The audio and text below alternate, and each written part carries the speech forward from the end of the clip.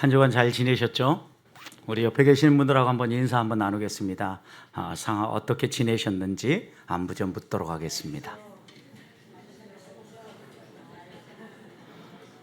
네. 한 주간 지내는데 행복하게 잘 한 주를 보낸 사람도 있는 반면에 여러 가지 일들로 인하여서 마음이 불편한 분들도 계셨을 겁니다. 그러나 우리가 그럼에도 불구하고 이렇게 예배하면서 인사 나누는 것은 하나님이 우리 편이라는 것을 믿기 때문입니다. 하나님이 우리 편이라는 것은 하나님이 우리를 위해서 싸우신다라는 겁니다. 그래서 아무리 거대한 파도가 몰려오고 가장 강력한 적이 우리를 흔들어도 낙심하지 아니하고 우리가 걸어갈 수 있기 때문입니다. 그런 점에서 옆에 있는 분들에게 이렇게 한 번 더 인사합시다. 하나님이 우리를 위해 싸우십니다. 네, 하나님이 우리를 위해서 싸우신다는 이 믿음을 가지고 신앙생활 하는데, 여러분, 이 믿음이 흔들리지 않으면 우리가 한 주간을 살아갈 때 우리의 발걸음에 힘이 들어갑니다. 당당해지고 신이 납니다. 그런데 이런 믿음을 가지고 살아가는데도 때때로 우리의 삶의 현실적인 문제들에 맞닥뜨리면 주저앉을 때가 많습니다. 애굽에서 하나님의 놀라운 은혜를 체험하면서 그리고 또 홍해가 갈라지는 이런 기적을 경험하면서 광야에 들어선 이스라엘 백성을 보십시오.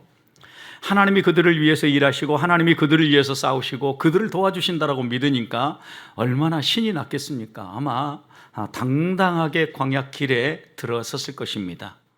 여러분, 그렇지만 현실적인 문제를 이들이 만났을 때 어떤 반응을 보였습니까?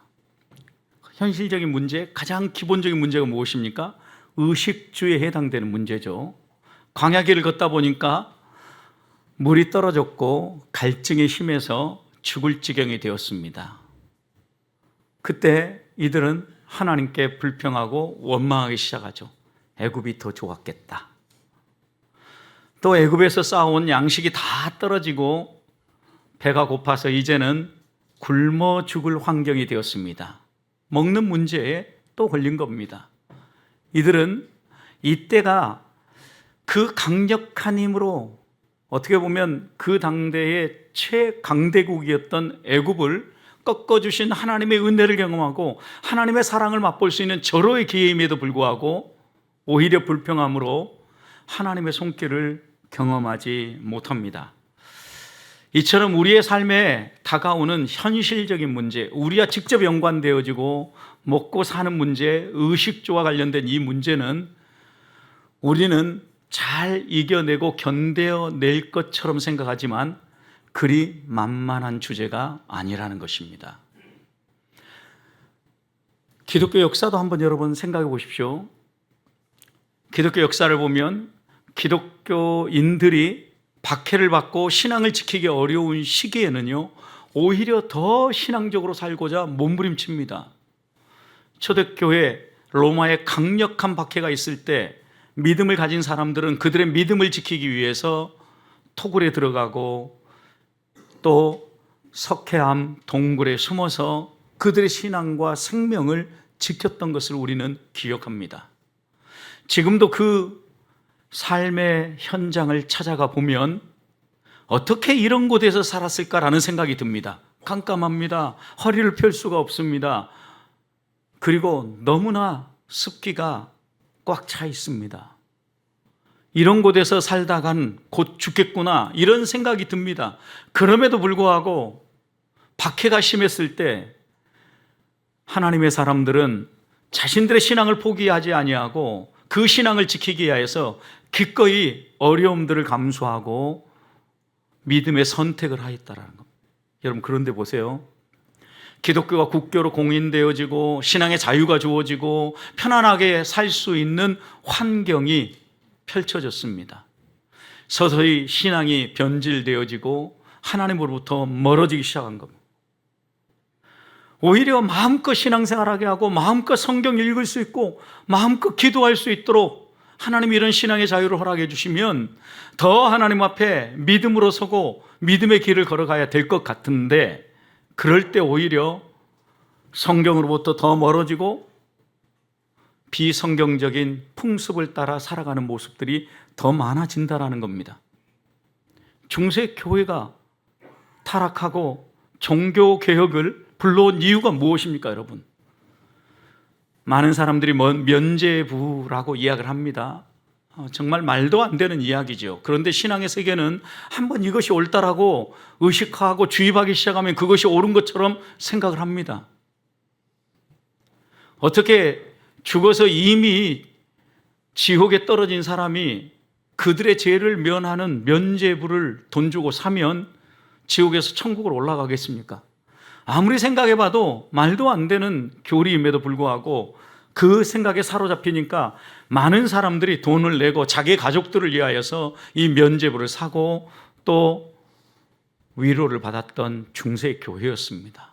이것만이 아닙니다. 성유물을 숭상하고 또 매간매직을 하고 온갖 부패한 모습들이 중세 교회 안에 또 성직자들 안에 나타나기 시작했습니다.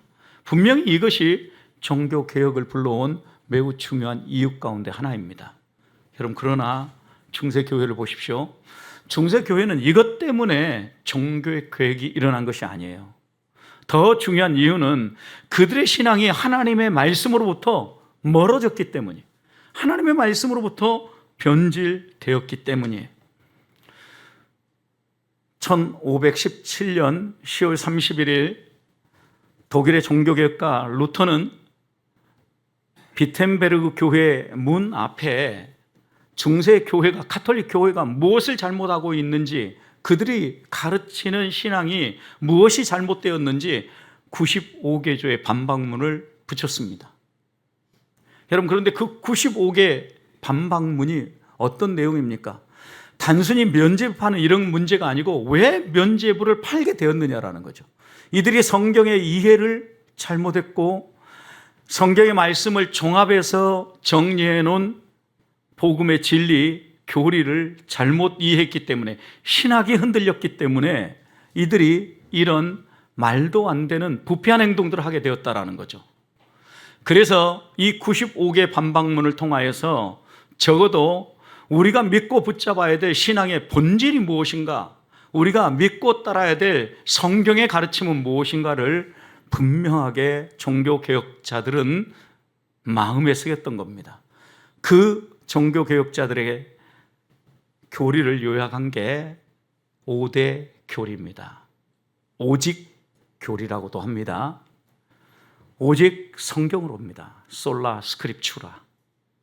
성경을 벗어나서 그들이 자의적으로 해석을 하고 성경을 성경으로 풀지 아니하고 자기들이 해석하고 싶은 대로 해석해서 잘못 가르쳤기 때문에 중세 교회가 부패할 수밖에 없었다는 거죠.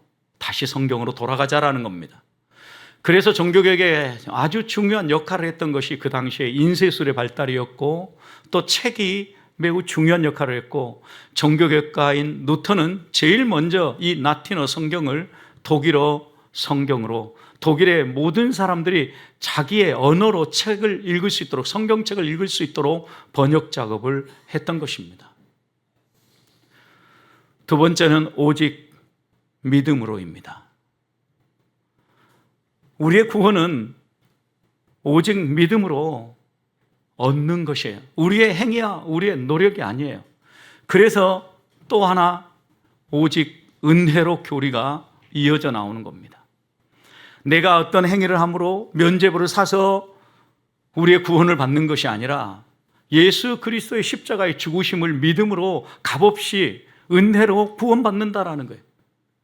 그래서 오직 은혜로, 오직 믿음으로 우리가 구원받는다라는 이 두 개의 오직 교리를 굳게 붙잡았던 겁니다.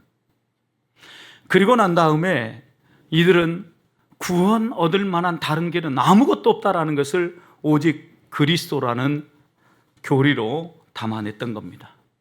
솔루스 크리스토스. 적어도 예수 그리스도 외에는 이 세상에 구원받을 다른 이름을 준 적이 없다라는 거죠. 그런데 예수 그리스도 이외에 다른 숭배를 하고 마리아 이름으로 기도하고 곁길로 가고 있는 중세 교회의 신학을 바로 잡았던 거죠. 그리고 우리가 이렇게 하나님 앞에서 모든 믿음의 길을 걸어가는 것은 하나님께 영광을 돌리기 위함이다. 오직 하나님께만 영광. 솔리데오 글로리아. 이 5가지 오직 교리는 우리가 붙잡고 믿고 의지하고 따라가야 될 개혁주의 신앙의 전통일 뿐만 아니라 성경의 핵심 교리를 요약한 내용이라고 할 수 있습니다. 오직 성경으로, 오직 은혜로, 오직 믿음으로, 오직 그리스도로만, 오직 하나님께만 영광을 돌리기 위하여서 종교개혁은 필요했던 것입니다. 우리도 이 오직 5대 교리를 우리의 신앙의 교리의 토대로 삼고 성도라면 여기에서부터 시작해서 좀 더 확장된 성경의 가르침을 마음에 품고 하나님 앞에서 어떻게 살아야 되는지 고민해야 합니다. 그래야 하나님이 분명하게 이해되어지고 하나님을 붙잡고 살아가는 성도의 삶이 살아나는 겁니다. 현실 문제에 부딪힐 때 왜 흔들립니까? 왜 곁길로 가고 넘어집니까? 우리의 믿음이 하나님에 대한 신뢰가 흔들리기 때문입니다. 어려운 일을 만나도 주저하지 아니하고 끝까지 그 길을 걸어갈 수 있는 것은 우리의 토대가 든든해야 합니다. 오늘 말씀도 여러분 생각해 보십시오. 이스라엘 백성이 이제 광야의 여러 시험거리를 통과하고 하나님의 말씀을 따라 하나님의 인도를 따라서 신의 산을 향해 가고 있는데 왜 느비딤에 도착했을 때 아말렉이 공격하게 만듭니까? 무엇 때문에 우리의 인생에 예상치도 못한 이런 싸움과 아픔이 불시에 불현듯 다가옵니까? 하나님 우리를 약올리기 위해서입니까? 하나님이 우리를 곤란한 상황에 빠뜨리기 위해서입니까? 그러지 않습니다, 여러분. 하나님은 이해를 통하여서 우리에게 다시 한 번 더 교훈할 것이 있고 우리가 기억하고 붙잡아야 될 것이 있기 때문입니다. 그것은 하나님이 너희를 먹이시고 하나님이 너희를 책임진다라는 것을 또다시 한 번 더 교육하시는 겁니다. 이런 어려움들이 다가올 때 하나님을 신뢰하고 하나님께 기도하라는 거예요. 기도의 능력을 믿고 기도의 사람이 되라는 거예요. 이것을 위해서 아말렉과의 싸움을 하나님은 준비하신 거예요. 사랑하는 성도 여러분, 우리도 현실 문제에 부딪히면서 여러 가지 영적인 싸움을 할 때 하나님을 신뢰하고 하나님의 능력을 믿고 기도의 능력을 믿고 기도하십니까? 여러분 기도의 능력을 믿으십니까? 저는 우리 성도들이 기도를 믿고 하나님 앞에 나아가 구할 수 있기를 소망합니다. 기도의 능력을 믿는 성도라면 그러면 어떻게 살아야 합니까? 오늘 말씀을 통해서 하나님께서 우리에게 교훈하는 바는 무엇입니까? 첫 번째 우리가 마음에 생각해야 될 것은 우리의 삶의 자리는 영적 전쟁터라는 것입니다. 8절을 보십시오. 그때 아말렉이 와서 이스라엘과 느비딤에서 싸우니라. 그때가 언제입니까? 이제 먹는 문제까지 시험거리들을 잘 해결하고 하나님의 인도하심을 따라 광야의 길을 통과하여 신의 산을 향하여 가고 있을 때입니다. 예배하러 주 앞에 나아가고 있는 겁니다. 그때에 아말렉이 찾아옵니다. 기다렸다는 듯이. 그리고 이 느비딤에서 이스라엘 백성과 전쟁을 시작한 겁니다. 이들을 공격한 이유가 무엇일까요? 아말렉이 이스라엘 백성을 공격한 이유. 신명기 25장 17절 18절 말씀을 보면 너희는 애굽에서 나올 때 아말렉의 한 행동에 대해서 절대 잊지 말라 그랬어요. 애굽에서 나올 때 아말렉이 아주 못되게 군 거예요. 어떻게 했냐면 신명기 25장 18절 이렇게 기록합니다. 그들이 너를 길에서 만나 내가 피곤할 때 내 뒤에 떨어진 약한 자들을 쳤고 하나님을 두려워하지 않았느니라. 여러분 이스라엘 백성이 출애굽에서 나오는데 광야길을 지나는 동안 모든 사람이 똑같은 보폭으로 똑같은 힘으로 지나가지는 않았을 거 아닙니까? 그 가운데 빨리 지친 사람도 있고 뒤처진 사람도 있었다라는 거예요. 여러분 그런데 이 아말렉은요 아주 약삭빠르게 뒤처진 사람 그리고 약한 사람 대열에서 떨어진 사람 이런 사람들만 집중적으로 공격했다라는 거예요. 아말렉이 누굽니까 여러분? 에서의 후손으로서 신의 그 반도 쪽에 떠돌아다니면서 약탈을 일삼는 도적대 같은 존재였어요.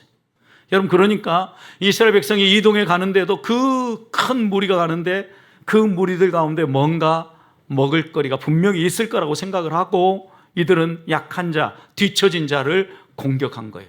그런데 하나님은 이들이 약삭빠르게 행동한 것에 대해서 평가하지 아니하고 그들이 하나님을 두려워하지 않은 것에 대해서 더 중요하게 보신다라는 거예요.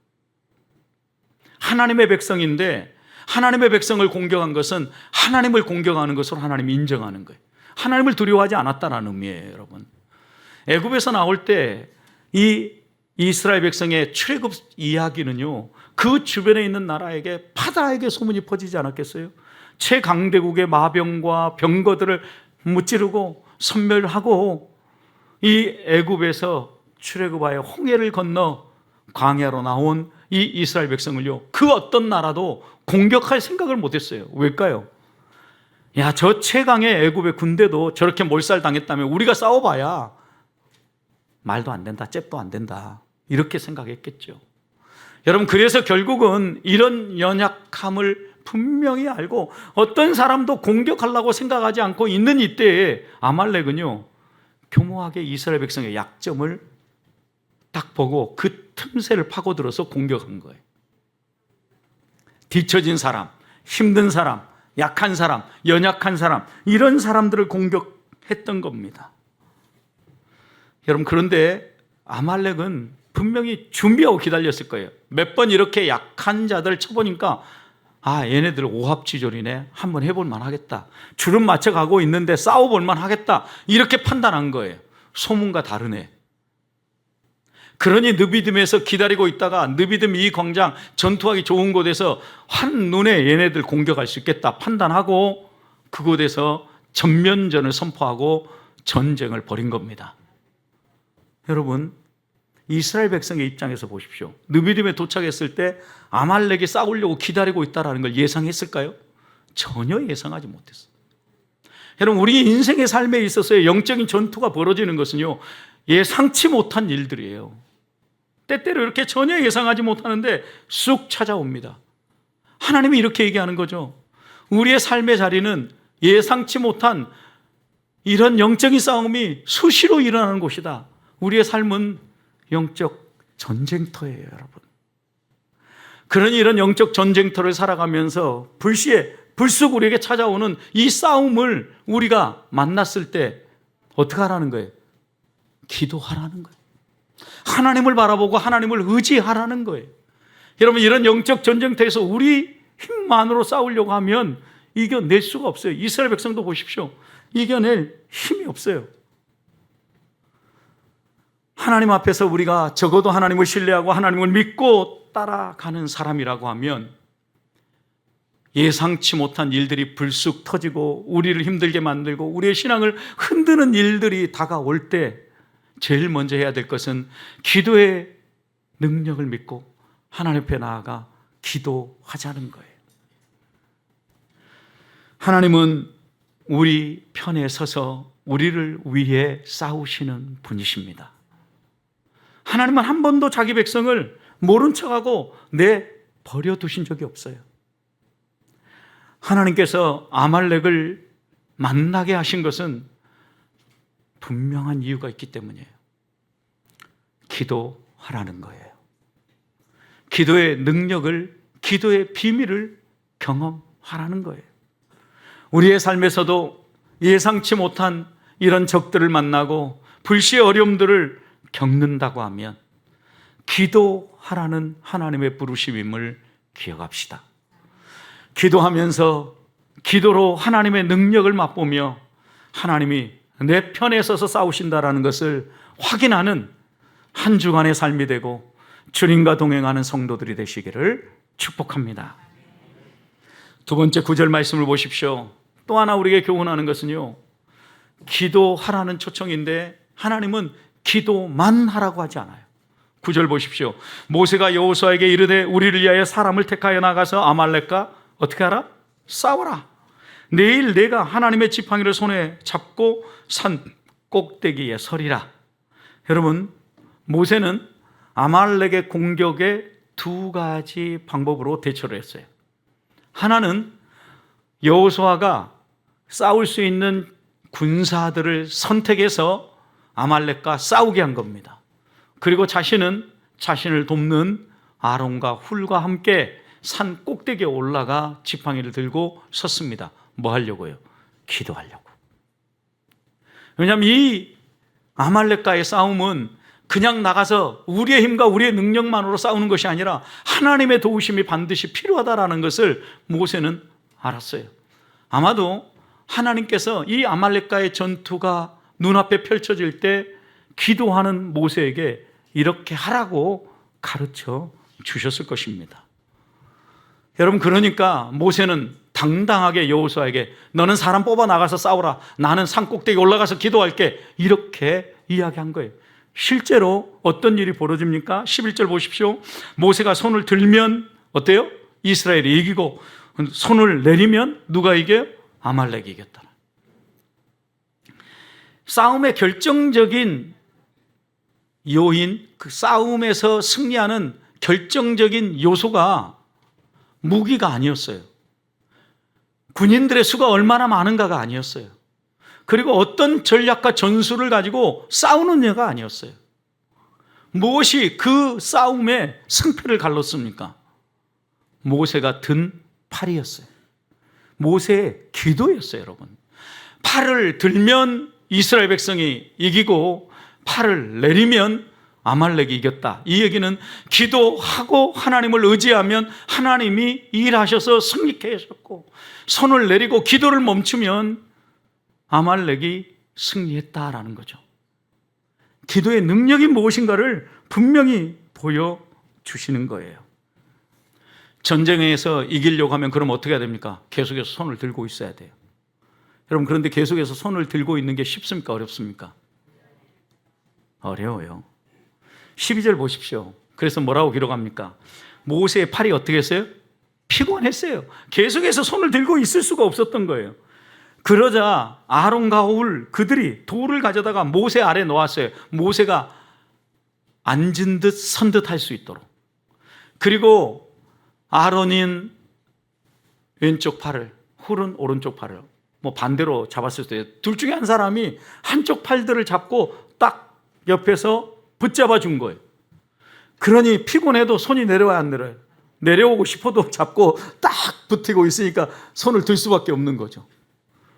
결국 해가 질 때까지 여호수아가 아말렉과 싸워서 아말렉을 섬멸했어요.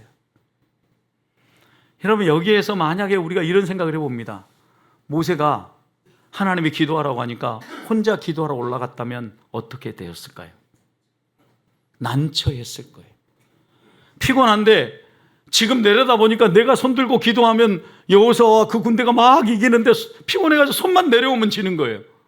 여러분, 이 싸움은 너무나 팽팽했다라는 얘기예요. 두 싸움이, 이 이스라엘과 아말렉의 이 두 진영의 싸움이 거의 대등했다는 얘기죠. 왜요? 손을 들면 이기고 손을 내리면 밀렸으니까. 하나님이 도와주셔야만 이길 수 있구나. 모세는 이걸 확인한 거거든요. 그래, 기도해야 되는데 피곤한 팔이 내려오면 어떻게 할 수 없는데 혼자 갔다면 얼마나 난처했겠냐라는. 동역자 아론과 훌이 함께 올라간 거예요. 여러분, 우리가 기도의 능력을 믿고 하나님의 말씀을 따라 영적 전투 현장에서 기도할 때 혼자 기도하는 것보다 함께 동역자와 기도하라는 거예요. 기도 후원자가 필요한 이유예요, 여러분.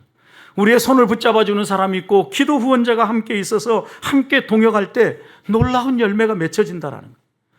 여러분, 이 기도의 비밀을 가르쳐 주면서 또 하나 우리에게 교훈하는 게 있죠. 기도만으로도 안 되는 거죠. 왜요? 여호수아가 사람을 뽑아서 나가서 싸운 거잖아요. 여러분, 그 얘기는 결국 적절한 역할 분담도 해야 되고, 기도하는 사람이 있으면 싸우는 사람도 있어야 되고, 싸우는 사람이 있으면 기도하는 사람도 있어야 된다는 거죠. 하나님 앞에서 믿음의 선택을 하고 신앙적 결단을 하며 나아갈 때 우리 앞에 펼쳐지는 일들을 하나님 앞에 기도했으면 열심히 공부도 해야 되는 거예요. 또 하나님 앞에 우리가 간절히 기도했으면 우리의 일터에서 열심히 땀 흘려 수고하며 내 진력을 쏟아부으며 일해야 된다는 얘기. 여러분, 이래야 우리의 신앙의 균형이 흔들리지 아니하고 하나님의 일하시는 손길들을 볼 수 있다는 거죠. 여러분, 우리는 열심히 일하면서 얻어진 열매가 나의 열심의 결과라고 오해할 때가 많아요. 여러분, 그런데 이 열심히 얻은 열매는 하나님 우리에게 힘과 건강을 주셔서 누리는 열매이기도 해요. 그렇기 때문에 우리가 하나님 앞에 기도의 능력을 믿고 기도의 동역자들과 함께 올라가서 기도하는 것이고, 또 이렇게 기도했으면 기도로 마무리하지 아니하고 나가서 열심히 싸우는 겁니다. 또 만약에 우리 가정으로 놓고 본다고 하면 가정에 나가서 싸우는 사람이 있으면 또 누가 있어야 됩니까? 기도의 후원자가 있어야 됩니다. 그 기도의 후원자가 누굽니까? 믿음의 어머니, 믿음의 아버지예요. 자녀들이 나가서 싸울 때 우리의 부모가 기도의 후원자가 되고 기도의 동역자가 돼야 되는 거죠. 남편이 열심히 일할 때 아내들이 깨어 기도해야 되는 거예요. 이게 우리의 신앙의 전통이잖아요. 함께 이렇게 싸우고 기도함이 어우러져서 하나님의 일하시는 손길이 나타나는 거예요. 저는 우리 보배교회 성도들이 기도의 능력을 회복하기를 소망합니다. 기도해야 합니다. 하나님이 기도할 때 일하십니다. 하나님이 우리가 간절히 의지하고 붙잡을 때 하나님이 하신다라는 걸 보여주십니다. 영적 전쟁터에서 그 누구도 자신의 힘과 능력만으로 승리할 수 있는 사람은 없습니다. 그러니 하나님 앞에 나아가서 기도가 소중한 줄 알고 기도의 자리를 지키며 동역자들과 함께 기도함으로 한 주간의 삶도 기도의 능력을 경험하며 하나님과 동행하는 성도들이 되시기를 축복합니다. 마지막입니다. 14절 보십시오. 승리한 후에 모세는 하나님께서 모세에게 뭘 할 건가 분명히 교훈합니다. 14절, 여호와께서 모세에게 이르되 이것을 책에 기록하여 기념하게 하고 여호수아의 귀에 외워 들리라. 내가 아말렉을 없이 하여 천하에서 기억도 못하게 하리라. 여러분, 이 말씀은 무슨 의미입니까? 하나님께서 분명하게 승리를 주셨다는 걸 모세에게 확신을 주는 거죠. 그러니까 너희 앞에 어떤 영적 전쟁터가 펼쳐지고 어떤 강력한 적이 다가와도 두려워하지 말고 당당하게 나가서 싸우라는 거예요. 그걸 위해서, 그걸 기억하기 위해서 책에 기록하라는 거예요. 기념하라는 거예요. 그리고 여러분, 직접 전쟁터에 나가서 싸운 여호수아에게 어떻게 하라고 했어요? 이것을 기록한 다음에 그 귀에 들리도록 외워서 분명하게 이해하도록 전달하라는 거예요. 여러분, 그 얘기는 여호수아가 좋은 군대와 그리고 좋은 무기를 가지고 나가서 싸워서 승리한 게 아니라는 거죠. 자기 실력이 아니라는 거예요. 내가 열심히 기도했고 하나님이 이런 놀라운 은혜를 베풀어 주셔서 우리가 이런 열매를 얻었다라는 걸 여호수아에게 분명히 알려주라는 거예요. 여러분, 우리들도 그러잖아요. 자녀들이 여러 가지 은혜 안에서 하나님의 은혜를 맛보면서 나아갈 때 절대 이게 우리의 실력만의 문제가 아니에요. 하나님의 은혜가 덧입혀 준 거예요. 그걸 귀가 따갑도록 외워 들리라는 거예요. 알려주라는 거예요. 그래야 신앙의 전수가 일어나고 믿음의 전통이 살아나는 거예요. 여러분, 그런데 우리가 기도하지 않으면 이런 기도의 능력을 맛볼 수 있냐고요. 자녀에게 이런 말 할 수 있냐고요, 여러분. 하나님이 행하신 일들에 대해서 우리가 기도하면서 우리의 자녀에게, 남편에게, 아내에게 이렇게 기도하니 이런 열매가 맺힌다라는 걸 분명하게 이야기할 수 있어야 되는 거예요. 여러분 보세요. 그리고 여기서 또 하나 기록했던 것은 아말렉이 어떤 상황에서 공격했는지 기록하지 않았겠어요? 그들의 그 약삭발은 뒤처지고 약하고 힘든 사람만 골라서 때렸던 그들의 악함에 대해서 기록하지 않았겠어요? 여러분, 우리가 그렇게 살면 안 된다라는 거예요. 그렇게 살면 약자들을 함부로 대하고 약자들에게 이렇게 못 살게 굴면 너희들도 반드시 심판당한다는 걸 얘기하는 거죠. 오늘 우리 사회 보십시오. 얼마나 많은 다문화 사람들이 들어와서 일합니까? 그런데 몇몇 악덕 주인들은요, 노동시키고 정당한 대가를 지불하지도 않습니다. 그들은요, 지옥의 아랫목을 맡아놓은 사람들입니다. 확신합니다. 왜요? 아무리 그들이 교회에 나와서 부르짖어도 그들의 삶이 곁길로 간다면 심판을 면치 못해요, 여러분. 성경이 분명히 이해가는 거죠. 하나님이 하시는 일을 대적하고 하나님을 두려워하지 아니하고 자기 마음대로 행하면 어떤 결과를 얻게 되는지를 분명히 성경은 기록하여 기념하라고 말씀하는 거예요. 반대로 얘기하면 하나님의 말씀을 붙잡고 하나님의 말씀을 따라 당당하게 믿음의 길을 걸어가면 하나님이 책임져 주신다라는 게. 그래서 그 다음 이어서 15절 뭐라고 얘기합니까? 모세는 제단을 쌓고 그곳에 이름을 여호와 니시라고 해요. 이 제단은 예배를 위한 제단이 아니에요. 하나님이 그들을 위하여 어떻게 일하셨는가를 기념하고 기억하기 위한 제단이에요. 그리고 그 제단의 이름을 여호와 니시, 여호와는 나의 깃발이다, 이렇게 이름을 붙인 거예요. 여러분, 이 말씀의 의미가 무슨 의미입니까? 오늘 우리가 아말렉과의 싸운 이 싸움은 우리의 싸움이 아니라 하나님의 싸움이었다라는 거죠. 우리가 어디에 모이자라는 거예요? 하나님의 이름 앞에 모이자라는 거예요. 여호와의 나의 깃발이다, 여호와가 나의 승리다, 여호와가 나를 이기게 하신다. 하나님을 의지하고 하나님을 붙잡기 위해서 제단을 쌓은 거예요. 왜요? 자꾸 잊어버리니까. 우리가 하나님 앞에서 이렇게 제단을 쌓고 하나님을 기억하고 여호와는 나의 깃발입니다 라고 깃발을 세우고 기억해야 된다라. 그래야 잊지 아니하고 기도의 능력을 의지하면서 나아간다라는 거예요. 그러면서 16절 이렇게 기록하죠. 여호와께서 맹세하시기를.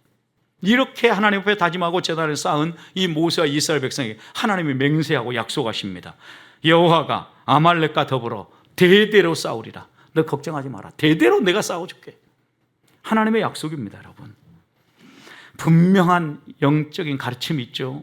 우리의 삶이 영적 전쟁터라고 하면 이 영적 전쟁터를 너희 힘만으로 싸우지 말고 하나님께 기도하고 기도의 능력을 믿고 싸우라는 거예요. 그리고 그렇게 싸우러 나갈 때 당당하게 나가라는 거예요. 왜요? 하나님이 내 편이니까. 하나님이 싸워주시니까. 그래야 성도다운 삶이 살아나고 하나님 백성다운 면모가 살아나는 거예요.